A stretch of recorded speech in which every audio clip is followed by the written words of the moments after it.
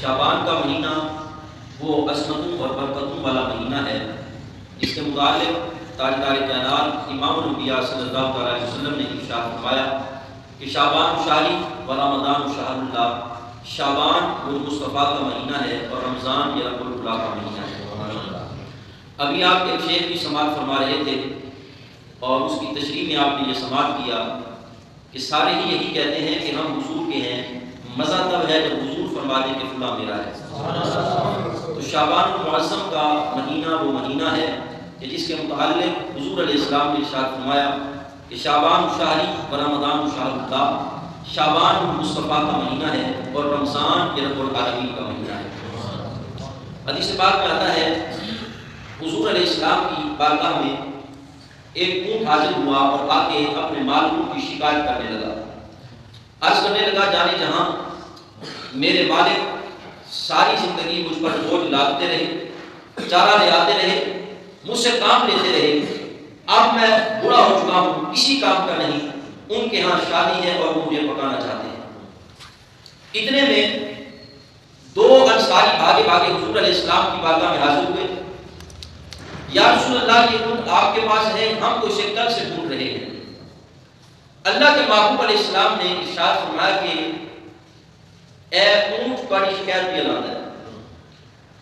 کتنے مزے کے الفاظ ہیں اور کتنے مزے کی یہ بات ہے کہ انسان تو انسان جانور کی شکایت اور فریاد اسی بارگاہ میں کیا۔ انہوں نے کہا یا رسول اللہ بات ایسے ہی ہے، ساری زندگی ہم اس پر چارہ لے آتے رہے، بوجھ لاتے رہے، وزن اٹھاتے رہے، اب ہمارے لیے کسی کام کا نہیں، ہمارے ہاں شادی ہے اور ہم اسے پکانا چاہتے ہیں۔ اب جملہ سنیے گا، اللہ کے محبوب علیہ السلام نے ارشاد فرمایا تمہارے لیے کسی کام کا نہیں؟ جی یا رسول اللہ یہ ہمارے کسی کام کا نہیں۔ اللہ کے محبوب علیہ السلام نے فرمایا کہ یہ مجھے بھیج دو۔ امام مصری علیہ رحمہ لکھتے ہیں حضور علیہ السلام نے اس اونٹ کو 100 درہم میں خریدا، اور اگلی بات اس سے بھی کمال ہے، اگر آپ کی سبحان اللہ کی آواز آ جائے، جملہ پہلے سماعت فرمائے، حضور علیہ السلام نے 100 درہم میں اس اونٹ کو خرید کے فرمایا اے اونٹ اب سے تو ہمارا ہے۔ سبحان اللہ۔ تو یعنی یہ کہنا کہ ہم حضور کے ہیں، غلامی رسول میں بہت قبول ہے، یہ بھی کمال ہے، لیکن اصل کمال اور اصل مزہ تب ہے جب محبوب خدا فرما دے کہ فلاں میرا ہے۔ تو یہ شعبان المعظم کا مہینہ وہ مہینہ ہے کہ جس کے بارے میں تاجدار کائنات امام الانبیاء علیہ السلام نے فرمایا کہ شعبان شہری، شعبان مصطفیٰ کا مہینہ ہے۔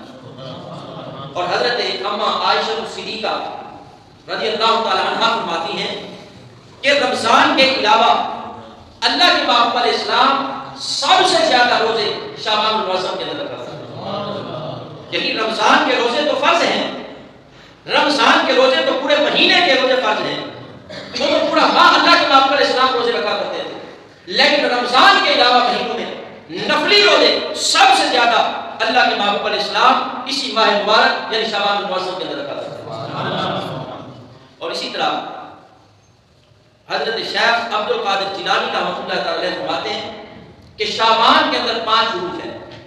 پہلے نمبر پر فرمایا شین ہے، شین سے مراد شرط ہے بزرگی، فرمایا کہ دوسرے نمبر پر عین ہے، عین سے مراد بلوغ یعنی بلندی، فرمایا تیسرے نمبر پر با ہے، با سے مراد بیٹ یعنی بیٹی، فرمایا چوتھے نمبر پر الف ہے، الف سے مراد الفت اور محبت ہے، اور فرمایا 5ویں نمبر پر نون ہے، نون ہے اور نون سے مراد نور ہے۔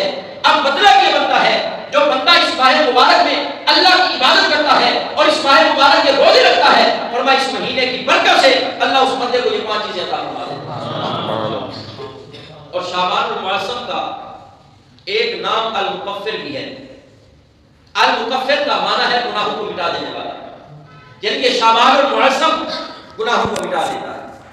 اور پھر شعبان المعظم میں ایک رات ایسی بھی ہے جسے شب برات کہا جاتا ہے۔ اب یہ شب برات کو شب برات کیوں کہتے ہیں؟ شب یہ فارسی زبان کا لفظ ہے اور اس کا معنی ہے رات، برات یہ عربی زبان کا لفظ ہے اور اس کا معنی ہے چھٹکارا پانا، نجات حاصل کرنا۔ اب شب برات کا مطلب بنے گا چھٹکارا حاصل کرنے والی رات یا نجات دلانے والی رات، یعنی یہ جو رات ہے یہ گناہگاروں کو دوزخ سے نجات دلا دیتی ہے، یہ رات گناہگاروں کو دوزخ سے چھٹکارا دلا دیتی ہے، اس لیے اس رات کو شب برات کہا جاتا ہے۔ اب شب برات کے اور بھی متعدد نام ہیں۔ شب برات کو لیلۃ المبارکہ بھی کہا جاتا ہے۔ لیلۃ المبارکہ کا مطلب ہے برکت والی رات۔ شب برات کو لیلۃ الرحمہ بھی کہا جاتا ہے۔ لیلۃ الرحمہ کہتے ہیں رحمت والی رات، اس رات اللہ کی طرف سے رحمتوں کا نزول ہوتا ہے۔ شب برات کو لیلۃ الصدق بھی کہا جاتا ہے۔ لیلۃ الصدق کہتے ہیں دستاویز والی رات، کیونکہ اس رات شب برات کی رات اگلے سال شب برات کا کے جو اعمال ہیں وہ لکھے جاتے ہیں، اور اس رات کو لیلۃ البرات بھی کہا جاتا ہے، یعنی برات والی رات۔ اب ایک مزے کی حدیث سنیں۔ اس حدیث کی حضرت اما عائشہ صدیقہ رضی اللہ تعالیٰ عنہ آپ راوی ہیں، آپ سے روایت ہے، آپ فرماتے ہیں کہ اللہ کے معلوم امام الانبیاء صلی اللہ علیہ وسلم نے ارشاد فرمایا، چار باتیں ایسی ہیں کہ ان چار باتوں میں بھلائیوں کے دروازے کھول دیے جاتے ہیں، رحمتوں کا نزول ہوتا ہے۔ فرمایا وہ کون سی چار باتیں ہیں؟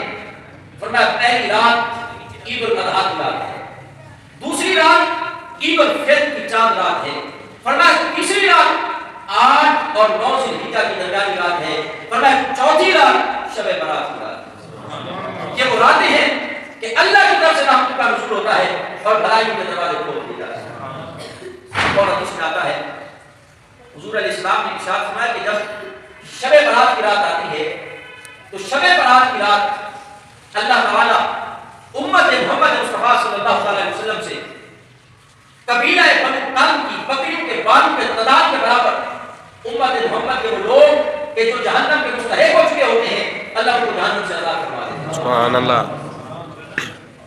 عرب جو لوگ تھے، عرب جو قبائل تھے، وہ بکریاں بڑے شوق سے پالا کرتے تھے۔ ہر قبیلے کے پاس بکریاں ہوا کرتی تھی، لیکن قبیلہ بنو تغلب یہ سب سے زیادہ بکریاں پالا کرتا تھا۔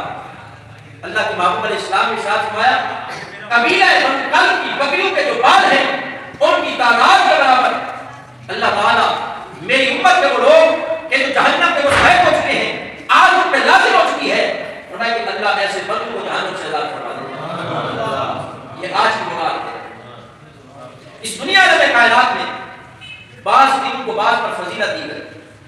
یوم جمعہ کو ہفتے کے باقی دنوں پر فضیلت حاصل ہے، ماہ رمضان کو باقی مہینوں پر فضیلت حاصل ہے۔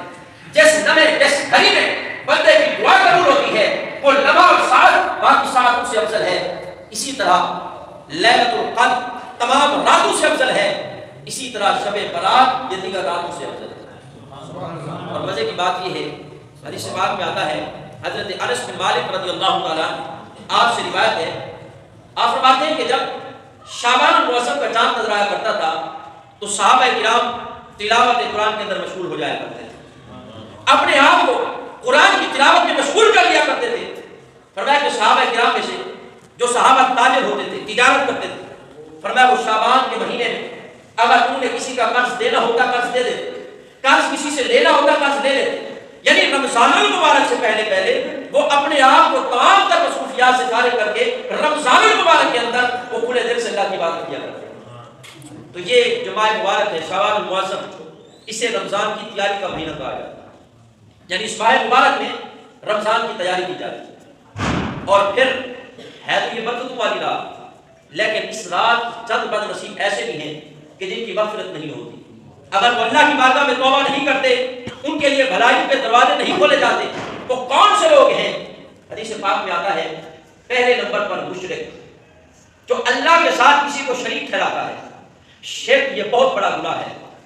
آپ اگر انبیاء کی سیرت کا مطالعہ کریں، اب وہ بیش 1,24,000 انبیاء جلوگر ہوئے، اگر ان کی سیرت کو پڑھیں، ان کی امتوں کو دیکھیں، تو پھر بس اوقات ایک چیز ایک نبی کی امت میں جائز تھی، دوسرے نبی کی امت میں ناجائز تھی۔ مال غنیمت دوسرے انبیاء کے امتوں کے اندر اس کا استعمال جائز نہ تھا، لیکن امت محمد مصطفیٰ کے لیے اس کا استعمال جائز ہے۔ تو مطلب کچھ چیزیں ایسی بھی تھی، بعض امتوں میں جائز تھی، بعض امتوں میں ناجائز تھی، لیکن شرک وہ گناہ ہے کہ کہ اس کا کروڑواں حصہ بھی کسی امت کے لیے جائز نہیں تھا۔ شرک یہ اکبر الکبائر ہے، سب سے کبیرہ گناہ اللہ کے ساتھ کسی کو شریک ٹھہرانا۔ یہ وہ چیز ہے جیسے دن اور رات ایک جگہ جمع نہیں ہو سکتے، جیسے اجالا اور اندھیرا ایک جگہ جمع نہیں ہو سکتے، ایسے ہی شرک اور ایمان یہ اسلام کی چھتری کے نیچے جمع نہیں ہو سکتے۔ یا تو بندے کے پاس شرک ہوگا یا پھر ایمان کا نور ہوگا، دونوں میں سے ایک ہوگا، دونوں جمع نہیں ہو سکتے۔ اور یاد رہے انبیاء کرام نے ہمیشہ اس کی ممانعت کی ہے، اولیاء کرام نے ہمیشہ اسے بچنے کا کہا ہے۔ حکیم لقمان نے اپنے بیٹے کو نصیحت کرتے ہوئے کہا تھا، قرآن میں یہ موجود ہے، یا بنی لا تشرک باللہ ان الشرک لظلم عظیم، اے میرے بیٹے اللہ کے ساتھ کسی کو شریک نہ ٹھہرانا، کیونکہ اللہ کے ساتھ شریک ٹھہرانا یہ بہت بڑا ظلم ہے۔ اور حضور علیہ السلام نے حضرت معاذ بن جبل رضی اللہ تعالیٰ عنہ کو نصیحت کرتے ہوئے فرمایا تھا، اے معاذ بن جبل لا تشرک باللہ شیئا وَإِن قُتِلْتَ وَحُرِّقْتَ، فرمایا معاذ بن جبل اگر تمہیں کوئی قتل کر دے، اگر تمہیں کوئی جلا دے، فرمایا کہ قتل ہونا تو قبول کر لینا، جلنا تو قبول کر لینا، لیکن اللہ کے ساتھ کسی کو شریک ٹھہرانا اس کو کبھی قبول نہ کرنا۔ یہ شرک اتنا بڑا گناہ ہے، تو فرمایا جو مشرک ہے، جو اللہ کے ساتھ شرک کرتا ہے، یہ رات کو رات ہے، بھلائیوں کے دروازے کھول دیے جاتے ہیں، بندوں کی مغفرت کر دی جاتی ہے، لیکن فرمایا جو مشرک ہے وہ اس رات کی بھلائی سے معلوم رہ جاتا ہے۔